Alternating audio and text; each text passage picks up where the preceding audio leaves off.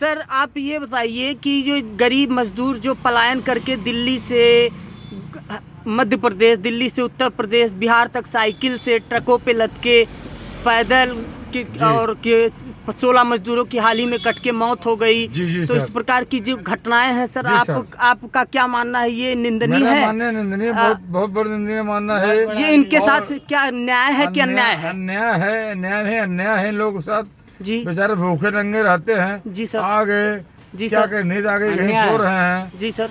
जी तो सर। उस पे सरकार की सारी जिम्मेदारी सरकार की है। जी सर। सरकार पूरा देखें उसको। जी सरकार की ये प्राथमिकता है कि सरकार जो है अपनी सिस्टम कोई चला ही नहीं रही है। जी जी सर। सारा सिस्टम अपने हिसाब से चला रही है सरकार। जी सर। जी सर। हम तो ये चाह रहे हैं जी कि हमारे जो है यूपी के हम रहने वाले हैं, डिस्ट्रिक्ट बस्ती के रहने वाले हैं हम। जी ठीक है जी सर। हमारे यहाँ ये पोषण है जी जी जी जी कि जो लोग बाहर जा रहे हैं बेचारे भूखे मर रहे हैं। जी सर। जिस गांव में क्वारंटाइन किया जा रहा है, जी सर, उस गांव पे जो है वहाँ प्रधान कह रहा है मेरे पास खाने की कोई व्यवस्था तो नहीं है। सर इस विषय में सरकार से आपकी क्या मतलब मांग रहेगी? हमारी मांग ये है कि जितने लोग हैं हमारे यहाँ क्वारंटाइन किया जा रहा है किसी को, जी जी जी, उनके खाने पीने की सारी व्यवस्था की जाए। जी सर। जी सर। मतलब सरकार को सोचना चाहिए। आज प्रधान कह रहा है मुझे अगला चुनाव लड़ना है। जी सर। मुझे चुनाव लड़ना है। बहुत बहुत धन्यवाद सर, आपने अपनी बात बेबाकी रखी। आपका शुभ नाम सर? पिंकू श्रीवास्तव। पिंकू जी बहुत बहुत धन्यवाद, आपने अपनी बात बहुत ही बेबाकी के साथ रखी। आइए हम आगे और किसी और की प्रतिक्रिया लेते हैं। और यहाँ पे हम प्रतिक्रिया लेते हैं। हमारे एक और सज्जन खड़े हैं, हमारे एक और सज्जन खड़े हैं, वो बात नहीं करना चाहते हैं। चलिए कोई बात नहीं, हमारे एक और युवा हैं यहाँ पे, इनसे मैं प्रतिक्रिया लेना चाहूँगा। सर मौजूदा समय में हम देख रहे हैं मीडिया में, सोशल मीडिया में, तो ये पलायन कर रहे मजदूरों की एक बाढ़ सी आ गई है और इनके लिए तमाम सरकार की तरफ से हवाई दावे किए जा रहे हैं कि ट्रेनें चलेंगी, गाड़ियाँ चलेंगी, लेकिन हम देख रहे हैं कि ये पैदल ही चलते हुए आ रहे हैं और रास्ते में हादसे में इनकी मौत हो जा रही है, कुछ भूखे मर जा रहे हैं। तो ऐसी विनाशकारी स्थिति तो अभी तक मैंने नहीं देखी थी। तो इस बारे में आपका क्या कहना है कि इनके साथ क्या न्याय हो रहा है, क्या अन्याय हो रहा है? नहीं, न्याय संगत तो कहीं से नहीं। तो क्या यही अच्छे दिन है जिसका सपना मोदी जी ने दिखाया था? नहीं, ये अच्छे दिन तो नहीं है, क्योंकि एक तरीके से देखा जाए कि वो गरीब मजदूर वर्ग है। जी सर।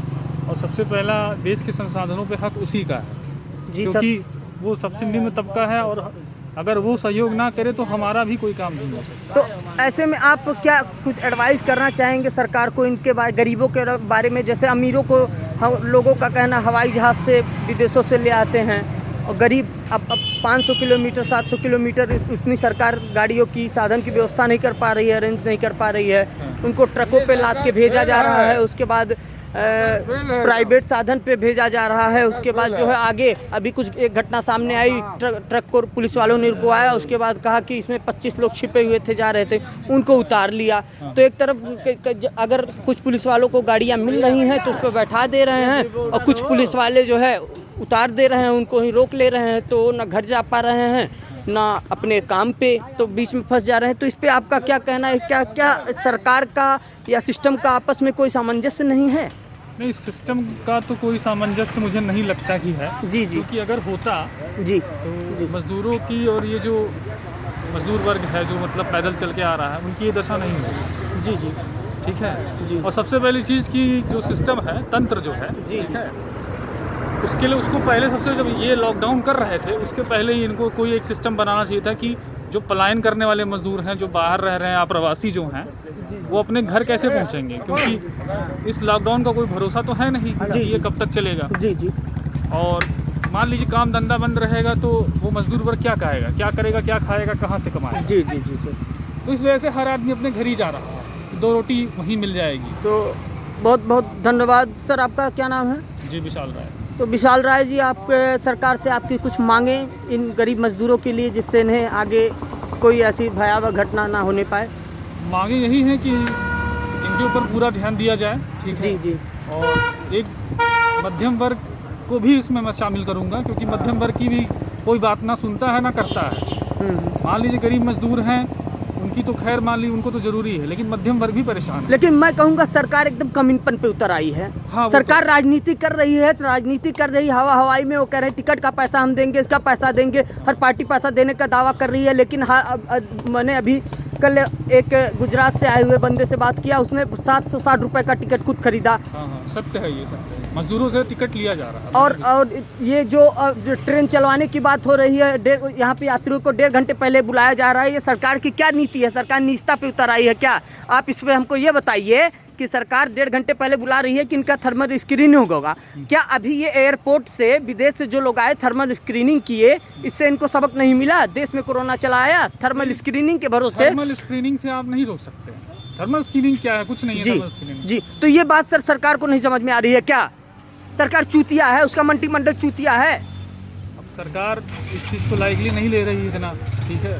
और दूसरी चीज़ कि आप कहाँ तक टेस्ट कर पाएंगे? तो सरकार लाइटली नहीं ले रही। सरकार सत्ता में है, पक्ष में है, पावर में है, ताकत है, जिसके पास सत्ता है जो उसी से तो हम सवाल करेंगे। नहीं, सरकार इस मुद्दे पे पूरी तरीके से फेल है। सरकार इस पे फेलियर है। फेल है। तो मेरी तरह आपका भी मानना है कि इसमें गृह मंत्री को इस्तीफा दे देना चाहिए तत्काल, नैतिक जिम्मेदारी लेते हुए, क्योंकि 1000-2000 लोगों की बात नहीं है, कई लाखों मजदूरों की बात है और कई ऐसे मजदूर हैं जो अपनी जान गंवा चुके हैं।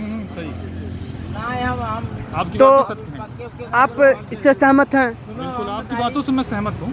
जी, मैं देख रहा था अभी आप उनका इंटरव्यू आप ले रहे थे। जी जी जी जी, तो मैंने देखा आपकी बातों में सत्यता थी। जी जी। और वास्तविक में वही हो भी रहा वास्तविकता। मैंने भी 2-4 सर मैं ऑनलाइन ट्रुथ टाल यशवंत न्यूज़ से हूँ और मैं अपनी बातें बेबाकी से रखना चाहता हूँ। मुझे किसी का डर नहीं है, मेरा कुछ कोई कर और नहीं पाएगा, और सच्चाई अगर है तो सच्चाई मैं रखूँगा। अगर कोई नेता सही है तो उसकी सच्चाई भी मैं रखूँगा, अगर वो कोई डीएम अधिकारी गलत है तो उसकी बात भी मैं रखूँगा। तो आइए अब हम चलते हैं और किसी और से हम बात करते हैं। आइए चलिए।